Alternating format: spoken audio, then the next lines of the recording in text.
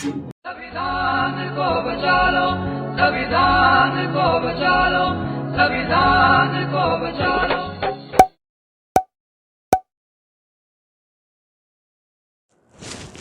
वाहिगुरु जी का खालसा, वाहिगुरु जी की फतेह। सत श्री अकाल, नमो बुधाय, जमुनवास साथियों, सलाम अलैकुम साथियों। वाइसो मानवता टीवी पर आप सभी का स्वागत है। मेघराज सिंह। जैसे साथियों आप सभी जानते हैं कि वाइसो मानवता ने प्रोग्राम स्टार्ट किया है एक, जिसका नाम है मूल निवासी जागृति संवाद, जागो मूल निवासी जागो। इस पर हम बात करते हैं। एक किताब चल रही है जिसका नाम है मूल निवासी जागृति संवाद। तो तकरीबन इसमें हमने 52 पाठ कर चुके हैं और इसमें हम तकरीबन 55 पाठ पर हम समाप्त कर देंगे इस किताब को। आने वाले वक्त में एक और किताब लेकर आ रहे हैं, उसको हम बाद में बताएंगे। लेकिन जो बहुत बेहतरीन किताब है उसका नाम है कि ब्राह्मणवाद ही असली सिखों का दुश्मन है। तो उसको हम बात करेंगे। तो इस पर बात कर रहे हैं कि बहुत सारे हमने इसमें अलग अलग चीज़, इसमें इन्होंने जो किताब लिखी है इनका हम स्पेशल धन्यवाद करते हैं। और इसमें जो है जो राजनीतिक सीमाएं और जागरण की राजनीति, जागरण की रणनीति, तो इसमें बता रहे हैं इसमें राजनीति एक आवश्यक बुराई है राजनीतिक एक आवश्यक बुराई है जिसके बिना मानव समाज का सामूहिक अस्तित्व संभव नहीं है। यदि समाज कल्याण व मानव सेवा कर इससे उद्देशित नहीं तो यह क्षेत्र डकैती से भी निकृष्ट है। बिल्कुल आजकल का जो चल रहा है, डकैती का काम चल रहा है, तो इसमें बहुत कुछ चलता है। वर्तमान राजनीति की अपनी सीमाएं हैं, सीमाएं व व्यवस्थाएं हैं। हमारे जो लोग सत्ता तक पहुँचे वे व्यवस्था बदलने को संकल्पित नहीं है। राजनीति की नकेल समाज नीति की पास ना होने से समझते हैं। बिल्कुल जो आज जो चल रहा है कि ये बात जो है 2012 की लिखी है शायद ये, तो ये बिल्कुल इस वक्त से बोला कि हमारे जो लोग हैं जो पहुँचे हैं वो सिर्फ अपने रोटी के लिए पहुँचे और कुछ नहीं कर रहे हैं। वर्तमान शोषणवादी व्यवस्था शैतानों द्वारा बहुत ही धूर्तता से गढ़ी गई है। यदि इसका कोई विरोधी भी बिना व्यवस्था को समझे, बिना इसे खत्म करने का दृढ़ संकल्प व कार्य लिए सत्ता तक पहुंच भी जाए तो वह भी व्यवस्थावादी हो जाता है। इसका एक ही विकल्प है, व्यापक स्तर पर व्यवस्था विरोधी सामाजिक जागृति का आंदोलन चले ताकि व्यवस्था के भेदभाव आम आदमी पर भी खुले। फिर ये आंदोलन सत्ता तक पहुँचे व व्यवस्था से शोषणवादी तत्व समाप्त करें। इसके बिना यदि कोई दल सत्ता तक पहुँच भी जाए तो व्यवस्था नहीं रहेगी, वही व्यवस्था वही रहेगी जो पहले से। जैसे मतलब बहुत कुछ चलता है आजकल राजनीति में, चल रहा है कि पहले कुछ और होते हैं बाद में कुछ और होते हैं, तो ऐसे चलता है, बहुत चल रहा है। और इसमें फिर क्या कहते हैं कि जो सामाजिक जागृति का महत्व है, इसमें पहले बोला ना, भ्रम सत्ता से सबसे समस्याओं की कुंजी है, भ्रम।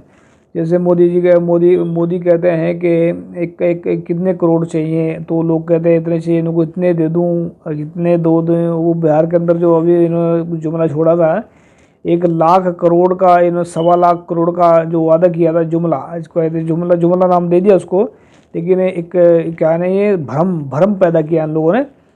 तो यथार्थ यदि पर्याप्त सामाजिक जागृति के बिना कुछ लोग सत्ता में पहुंच भी गए तो समाज की समस्याओं का हल नहीं होगा। हाँ, उनकी सब समस्याएं हल हो जाएंगी। भ्रम, राजनीतिक सफलता ही असली सफलता है। यथार्थ नहीं कि उद्देश्य व जीवन मूल्यों के लिए आप खड़े होते हैं, यह असफलता तय करेगा। अपने स्वार्थ साधना, प्रभु प्रवृत्ति पर पीड़ा के प्रति संवेदना मानवीय प्रवृत्ति है। हमारी राजनीति के लक्ष्य है सत्ता से मनवादी वर्चस्व समाप्त हो, संविधान प्रधान सामाजिक न्याय लागू हो, सत्ता नीति में मनुवाद पूंजीवाद खत्म हो, मनुवाद पूंजीवाद में प्रत्यक्ष हो ना परोक्ष हो, जन जागरण समाज निर्माण। तो इन्होंने जो लिखा है इसमें, जन जागरण व समाज निर्माण की दो समांतर धाराएं चलाकर हमें व्यवस्था परिवर्तन के लक्ष्य तक पहुंचना है। याद रहे, हमारा लक्ष्य सत्ता परिवर्तन से भी आगे का है, व्यवस्था परिवर्तन। इसको हम बदलेंगे आने वाले वक्त में, और बहुत जल्दी इसमें हम काम कर रहे हैं कि व्यवस्था परिवर्तन है। भारत को हम सोने की चिड़िया नहीं, सोने का बाज बनाएंगे। ऐसा हम व्यवस्था परिवर्तन करेंगे इसमें आने वाले वक्त में। व्यवस्था असमानता, अन्याय व शोषण की हो। सत्या में भले ही हमारे लोग हों, तो भी समझो कि हम व्यवस्था परिवर्तन के लक्ष्य तक नहीं पहुँचे। बिल्कुल, आज जो हमारे बहुत सारे लोग बैठे हैं इसमें पार्लियामेंट के अंदर, फिर भी बलात्कार हो रहे हैं चारों तरफ। भी देखा होगा आपने, जो बलात्कार हुआ यहाँ पर, ये एक लड़की थी, क्या नाम, मनीषा वाल्मीकि के नाम से उसका नाम चलता है। तो काफ़ी उसमें बहुत ज़्यादा दर्दनाक सीन थे हुए। तो हमने इस पर 2-4 एपिसोड भी किए हैं इस पर। और इसमें जो है लेकिन जो दलाल लोग बैठे हैं, दल्ले कह सकते हैं उनको, हरामखोर भी कह सकते हैं, कि जो सत्ता में बैठे हैं उन्होंने कुछ नहीं किया। जो मूल निवासी हैं, जो बाकी तो शैतान लोग हैं, उनको क्या कहना है, लेकिन जो मूल निवासी उन्होंने भी कुछ नहीं करा है। तो ऐसी बात है। जातिगत भावना जगाकर वह कुछ जातियाँ का ध्रुवीकरण है। मतलब इससे पहले क्या है, सामाजिक जागृति का महत्व है। समाज सर्वाधिक महत्वपूर्ण है। समाज को भ्रम में रखकर ही उसका शोषण संभव है। शोषक वर्ग शोषण जारी रखने के लिए हर हाल में भ्रमजाल बनाए रखना चाहते हैं। सामाजिक जागृति भ्रमजाल को तोड़ती है। इससे अतः शोषण चक्र समाप्त होगा। अतः समाज के हित में शोषण खत्म करने के लिए जागृति परम आवश्यक है। जागृति कैसी है? सीमित नहीं, समग्र जागृति, सब समस्याओं की जड़ों तक जानलेवा जाने वाली जागृति। समाज के केवल शीर्ष स्तर तक सीमित नहीं, बल्कि सीमांत व्यक्ति तक जाने वाली जागृति से ही व्यवस्था परिवर्तन का लक्ष्य पूरा होगा। इन्होंने आगे जो बता रखा है जागृति कैसे होती है, उस बता रखा है इसमें। तो इसमें क्या लिखा है, मैं जातिगत भावना जगाकर या कुछ जातियां का ध्रुवीकरण कराकर यदि कुछ लोग संगठन या दल सत्ता तक पहुँचे तो उससे सामाजिक जागरण नहीं कर सकते। सच्चा सामाजिक जागरण तो तब तक है जब व्यक्ति समाज व्यक्तिगत समांतर स्तर पर अपने अस्तित्व, चरित्र, सोच, अधिकार, समस्या, कर्तव्य आदि के बारे में गंभीर व प्रयत्नशील हो। और चेतावनी क्या दे रहे हैं? संविधान पद्धति अधिकारों के प्रति से चेतना लाना भी मनवाद के समीप अक्षम पाप व अपराध है। संभव है कि ऐसा करने पर आपके विरोधी आपके विरुद्ध सक्रिय हो जाएं, आपके विरुद्ध हिंसा कहो, आप घृणा, हिंसा, आतंकवाद आदि फैलाने या दंगा भड़काने का आरोप लगे, या फिर फर्जी पुलिस केस में आपको फंसाने का षड्यंत्र हो। आपको सावधान रहना है। अपने विरोधियों के वाद विवाद और टकराव से बचिए। अपना समय व ऊर्जा समाज में लगाइए। यदि फिर भी आपके विरोधी ऐसा कोई षड्यंत्र करते हैं तो सूझबूझ व साहस एकजुटता से उसका सामना करें। ये इन्होंने चेतावनी दी है। ऐसा चलता है, बहुत सारे गुमराह करने में लगे हैं कि कहीं पर कुछ कर देते हैं, कहीं पर कुछ कर देते हैं। अब इनके क्या है, ये जो है खाली बैठकर है ना, खाली दिमाग शैतान का दिमाग बोलते हैं, ऐसा होता है। तो एक शायरी लिखी इन्होंने, हम आह भी भरते हैं तो हो जाते हैं बदनाम, वो कत्ल भी करते हैं तो चर्चा नहीं होता। यानी कि हम इसको शायरी को ऐसे बोल देते हैं, हम आह भी करते हैं तो हो जाते हैं बदनाम, उनके दलाल कुत्ते भड़वे दुनिया पर जुल्म कर बाद में ले लेते हैं इनाम। ऐसा हम जोड़ देते हैं ना।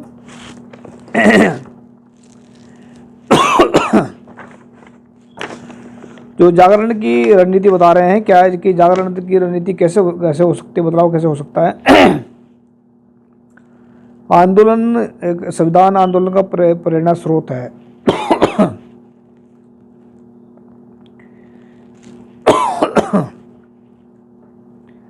जागरण की रणनीति संविधान आंदोलन का प्रेरणा स्रोत है। जागृति की रणनीति, जागृति ही मुक्ति है। संविधान ही हमारे आंदोलन का प्रेरणा स्रोत है। अतः देश के कानून विरोधी कृत्य नहीं है। हमारे संवैधानिक प्रावधान ही क्रांति के लिए पर्याप्त हैं। संवैधानिक अधिकारों की प्राप्ति व संविधान के लागू होने में ही व्यवस्था परिवर्तन निहित है। निराशा वर्जित, मतलब ये कह रहे हैं निराशा बिल्कुल नहीं करनी है। क्या कहते हैं, निराशा प्रयास से पहले पराजय का स्रोत व मनोविज्ञान है।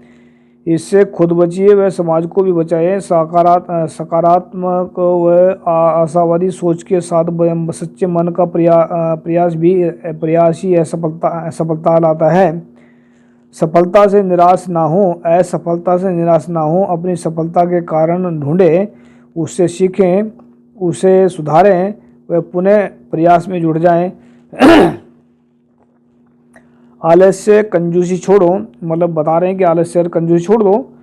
तो इसमें क्या कहते हैं, जागृति लाना दूसरे का काम है। बहुत सारे कहते हैं जागृति को मैं क्यों लेकर आऊँ, दूसरे बहुत सारे बैठे करने वाले काम। तो ऐसे कहते हैं, उससे कह रहे हैं कि उसको छोड़ें, उससे लाभ उठाना मेरा अधिकार है। यदि ये आपके भाव हैं तो मक्कारी छोड़िए। आप आंदोलन में सच्चे मन से अपने तन मन धन का यथासंभव योगदान दें। तो इसमें एक शायरी बोल देता हूँ मैं। जैसे मैं लिखा था कि कहते हैं कि आलस्य छोड़े, निराशा वर्जी छोड़े।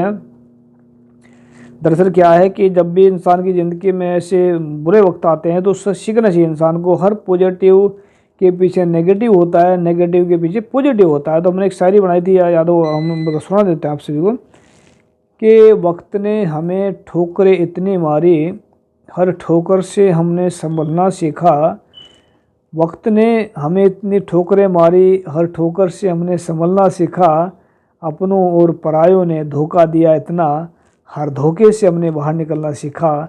हर धोखे तो हम निकल सकते हैं, आपके तैयारी करें निकलने की। तो भविष्य हमारा है, इसमें क्या लिखते हैं भविष्य में, लोकतंत्र बहुमत का राज है। जब बहुमत मूल निवासियों का है तो अल्पमत मनुवादियों का राज कैसे। उन्होंने हमें अज्ञान, भ्रम व बिखराव में डालकर अपने राज करने की हमसे सहमति ले रखी है। यदि हम मूल निवासियों से उपरोक्त बातें दूर कर दें तो उनमें सूझबूझ व जागृति ला दें, मजबूती आधारों पर समाज व चरित्र निर्माण कर दें तो बहुसंख्यक मूल निवासियों की दास्ता खत्म हो जाएगी। वह हमारे सपनों का समाज व्यवस्था व राज आएगा। बुद्धि, शिक्षा, धन, संसाधन आदि हमारे पास इतनी मात्रा में है कि संभव है। भविष्य हमारी प्रतीक्षा में है। भारत मूल निवासियों का होगा, भारत व न्याय का होगा, भारत संविधान का होगा, भारत लोकतंत्र का होगा। मित्रों, सहयोग का हाथ बढ़ाओ, उठो लक्ष्य की ओर और बढ़ो। तो इसमें जो है क्या बता रहे हैं कि जैसे नेटवर्क होता है तो ये क्या कहते हैं, इसमें जागृति का नेटवर्क क्या है। यदि एक नेटवर्क मार्केटिंग की पद्धति पर जागृति का काम हम निजी लाभ का मान कर करें तो व्यापक परिणाम आ सकते हैं। जो जागृति ज्ञान आपको मिला है उसे सप्ताह भर में 2 लोगों तक पहुंचाएं। यानी कि जो आपको ज्ञान है तो उसको 2 लोगों तक पहुंचाएं। फिर उससे सप्ताह भर में 2 लोगों तक पहुंचाएं। उन्हें भी आगे ऐसा ही कहो, आगे भी दीप से दीप जलाए। ये क्रम चलता रहा तो केवल 3 महीनों में 1640 लोगों तक बात पहुंच जाएगी। क्या बात है, ये सही बात बोली इन्होंने। और हम भी कोशिश कर रहे हैं कि जो हमें ज्ञान होता है हम लोग बांट देते हैं। तो हमारा ज्ञान नहीं है, हम तो उस किताबों से सीखते हैं, कुछ अनुभवी ज्ञान होता है। कार्यक्रम करवाएं, क्षेत्र में जागृति कार्यक्रम करें व करवाएं। यदि ऐसा कार्यक्रम हो चुके हैं तो 6 महीने के अंदर पुनः करवाएं ताकि जागृति गहराई से लोगों के मन में बैठ जाए। बिल्कुल। सत्य व न्याय सदा वंचितों व शोषितों के पक्ष में होता है। सत्य व न्याय सदा वंचितों व शोषितों के पक्ष में होता है क्योंकि उनके अधिकार हड़पे गए होते हैं। अधिकार सत्य सत्य है वह अधिकार न्याय है। अपने अधिकार प्राप्त के लिए उठ खड़े हो। दूसरे शब्दों में सत्य व न्याय की स्थापना के लिए उठ खड़े हो। इससे बढ़कर भलाई का कोई कार्य नहीं है कि सब लोगों को उनके अधिकार मिले और सत्य व न्याय की स्थापना हो। बिल्कुल। संविधान व लोकतंत्र। संविधान व लोकतंत्र हमारी दो मुख्य पूंजियां हैं, क्योंकि ये अधिकार व आंदोलन को संरक्षित करते हैं। ये दोनों मनुवादियों को बहुत खटकते हैं। 1975 में इनको समाप्त करने का षड्यंत्र हो चुका है। भविष्य में जब ऐसी परिस्थितियां बनेंगी कि मनुवादी वर्चस्व खतरे में दिखे तो ये फिर हो सकता है। हमें बहुत सावधान रहना है और संविधान व लोकतंत्र की रक्षा करनी है। और विश्व बदल रहा है तो इसमें क्या है कि संसार बदल रहा है। राजसत्ता, पूंजी, अर्थव्यवस्था, वैश्विक संगठनों के रहस्य खुल रहे हैं। शोषण के विरुद्ध जन चेतना चल रही है। मध्य पूर्व, अफ्रीका, यूरोप व अमेरिका में वे विरोध का विद्रोह कर रहे हैं। जन चेतना से तख्ता पलटा हुए हैं। शोषक शोषितों की वैश्वीकरण से सकते में हैं। वह नए षड्यंत्रों में लगे हैं। चेतना व मुक्ति की लंबी प्रक्रिया की शुरुआत हो गई है। कारवां निकल चुका है तो मंजिल भी जरूर आएगी। हम भी इस वैश्वीकरण का अंग बने नए नव प्रभात होने का को है। बिल्कुल सही बात बोली उन्होंने लास्ट में जो है। और जो है हम इसमें कहते हैं कि जब मूल निवासी जागेंगे और जागने से क्या होगा कि हमारी जो गुलामी की बेड़ियाँ टूट जाएंगी और कोई भी काम जो है हमें पता है कि अच्छे काम के लिए लोग जो है आगे चलते नहीं। तो हम कहना चाहते हैं उनको कि उठो जागो मूल निवासियों, अब सोने का वक्त नहीं है। मिल जाएगी आज़ादी हमें, बस गुलामी को कहते हैं मिल जाएगी आज़ादी हमें, बस खोने को हमारे पास में ये क्या नहीं कुछ नहीं है। हमें आज़ादी मिल जाएगी, बस इतना ही होगा। तो याद रखिए वॉइस ऑफ मानवता बड़ा उठाते रहेंगे सबकी आवाज़। और वॉइस ऑफ मानवता एक ऐसा टीवी चैनल है पूरे वर्ल्ड के अंदर जो सही काम करता है, सच्चा काम करता है। और आप जानते हैं कि वॉइस ऑफ मानवता कभी हार मानने वाला नहीं है, जीतेगा और भारतवासियों को, मूल निवासियों को गुलामी से आज़ाद कराएगा। ये वॉइस ऑफ मानवता आपका अपना है। लाइक करें पेज को। थैंक यू सबका। सत श्री अकाल, अस्सलाम वालेकुम, जय जोहर।